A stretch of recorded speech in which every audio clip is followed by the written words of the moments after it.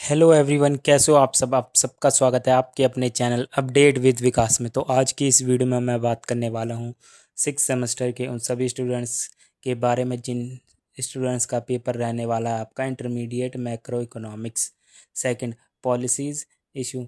तो intermediate macro economics को आप समझ सकते हैं, हम जब भी इकोनॉमिक्स की स्टडी करते हैं वो भी एग्रीगेट लेवल पे, तो उसे मैक्रो इकोनॉमिक्स में स्टडी करते हैं। ठीक है, तो इसमें हमें जो पॉलिसीज़ थे उनके जो मैक्रो इकोनॉमिक्स पॉलिसीज़ थी उनके सामने आने वाले इशूज़ के बारे में जानना है। ठीक है, तो ये वीडियो वो सभी स्टूडेंट देख सकते हैं जिनका ये पेपर रहने वाला है सिक्स सेमेस्टर में BA programme with economics as a major subject में। ठीक है, तो ये पेपर आपका क्या बोलते हैं 3 घंटे का रहने वाला है। ठीक है, 3 घंटे का रहने के बाद आपका ये पेपर 90 मार्क्स का होगा टोटल।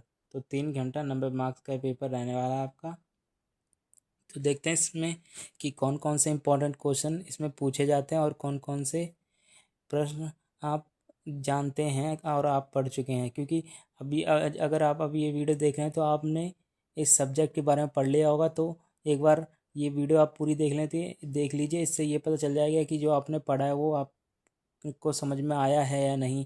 क्या जिस तरीके से आपने पढ़ा है उस तरीके से क्वेश्चन बन के आ रहे हैं या नहीं। तो देखते हैं कि क्या क्वेश्चन पेपर पैटर्न रहने वाला है। तो चलिए स्टार्ट करते हैं। तो इनका देखते हैं पहला क्वेश्चन क्या रहने वाला है। पहला क्वेश्चन इनका रहने वाला है अंडर फ्लेक्सिबल एक्सचेंज रेट।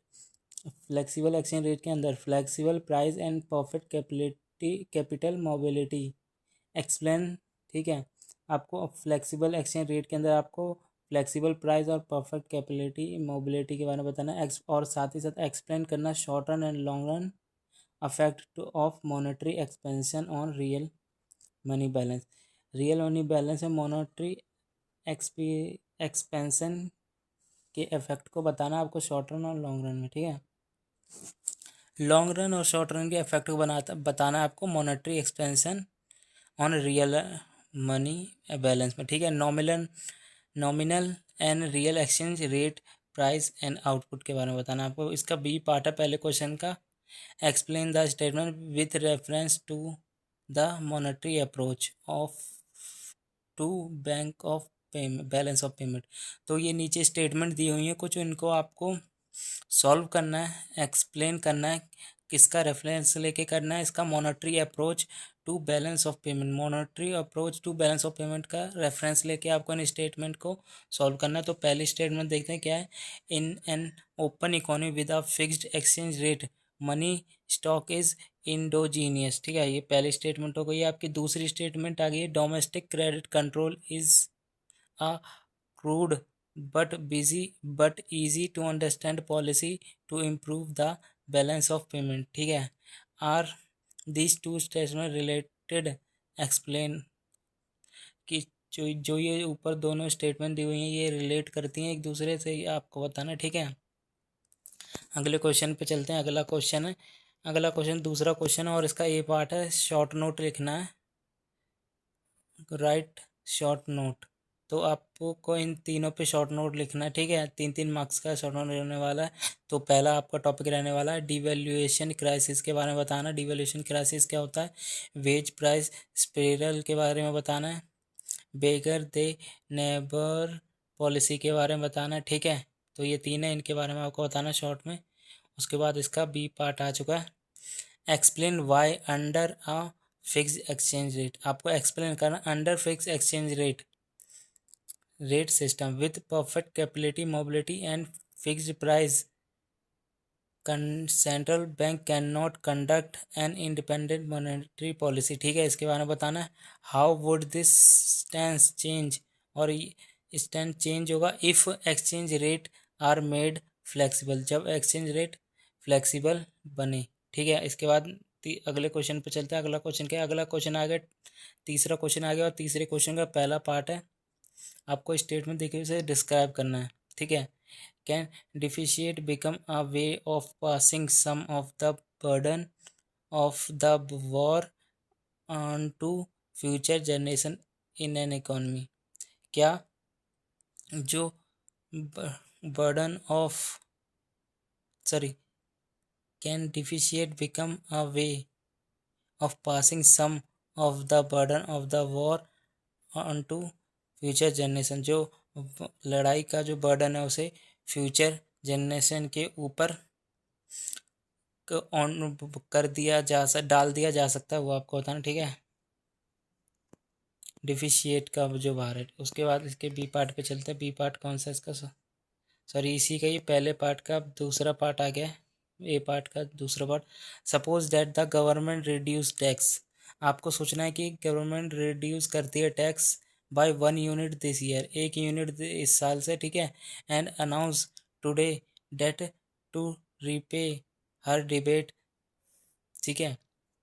अब अपना रीपे डिबेट ले लें। She will increase tax by 1+R unit next year, what will be the effect of the initial tax cut on consumer, और जो इनिशियली फिर बाद में वो 1+R के रेट से, यूनिट रेट से टैक्स को बढ़ा देती है।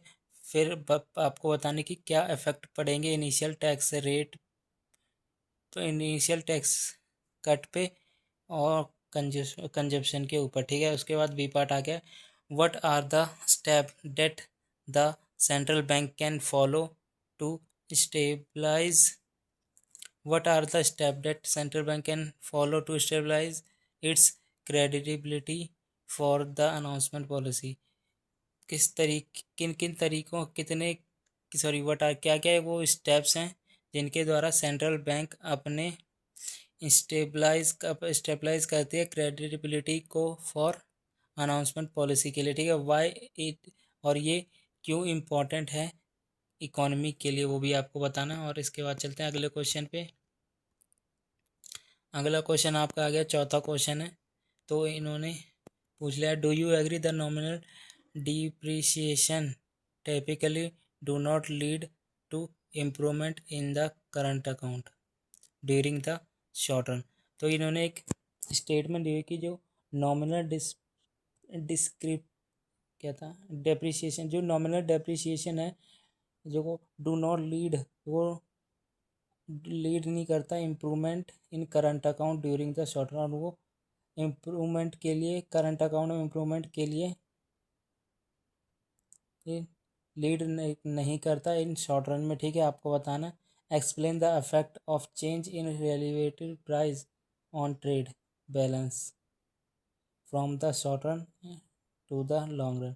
आपको एक्सप्लेन करना है इफेक्ट को, change in relative price on trade balance from the short run and long run, दोनों में आपको बताना है, लॉन्ग रन, शॉर्ट रन से लॉन्ग रन में। इसका बी पार्ट है, एक्सप्लेन द फॉलोइंग, आपको इनको एक्सप्लेन करना है। The हाइस्टेरेंसिस effect of observe over valuation, ठीक है, इसके बारे में बताना। द एक्सटेंड एसेट मार्केट और पोर्टफोलियो बैलेंस मॉडल। तीसरा इसका आपका 3 पॉइंट और ट्रायंगुलर आर्बिट्रेज, इसके बारे में बताना, ठीक है। इसका बी पार्ट हो गया। अगले पे चलते हैं। अगला क्वेश्चन आ गया आपका, पांचवा क्वेश्चन है, एक्सप्लेन द टेलर रूल। आपको जो इकोनॉमिक्स थे टेलर, उनके रूल को बताना है, किस चीज़ पे, for setting the rate of interest, setting the rate of interest by central bank. आपको इकोनॉमिक्स टेलर के रूल्स के बारे में बताना, सेटिंग द रेट, जो क्या बोलते हैं, इंटरेस्ट रेट सेंट्रल बैंक द्वारा बनाया गया, उसके बारे में बताना है, ठीक है। जो टेलर का रूल था उसके जरिए, how it this under taken when unemployment is over it's natural rate, और आपको ये बताना है कि कब कैसे लिया जाता है जब अनएम्प्लॉयमेंट इकोनॉमी में अपने नेचुरल रेट पे होती है, ठीक है, अब अपने नेचुरल रेट से ज़्यादा होती है। इसके बाद चलते हैं पाँचवें क्वेश्चन के बी पर, डिराइव द 3 इक्वेशन मॉडल।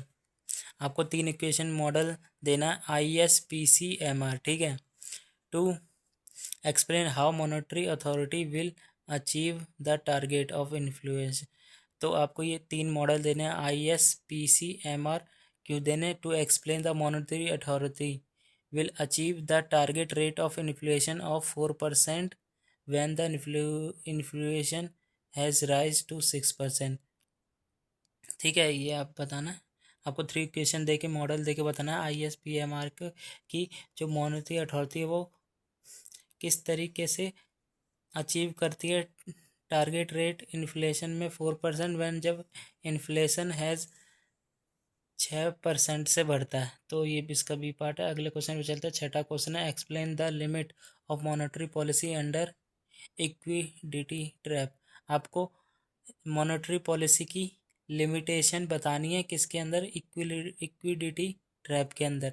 और इसके बी पार्ट में आपको बताना है, explain the following with an example. आपको इनको एक्सप्लेन करना है एग्जाम्पल देकर। Higher the leverage more likely the bank is to go bankrupt. ठीक है, इसका पहला हो गया। अगले पे चलते हैं। इसके सेकंड है, इससे पूछा है, troubled asset relief program TARP क्या होता है। ट्रबल्ड एसेट रिलीफ प्रोग्राम क्या होता है उसके बारे में आपको बताना है। और तो यही आपका पूरा क्वेश्चन रहने वाला है। तो ये वीडियो कैसी लगी, ये वीडियो अगर आपको बिल्कुल हेल्पफुल लगी हो या आपके हेल्पफुल लगी हो तो वीडियो को लाइक, चैनल को सब्सक्राइब करके बेल आइकन दबा दें ताकि हमारी न्यू वीडियो की जानकारी आपको तुरंत और सबसे जल्दी मिल सके। Thank you.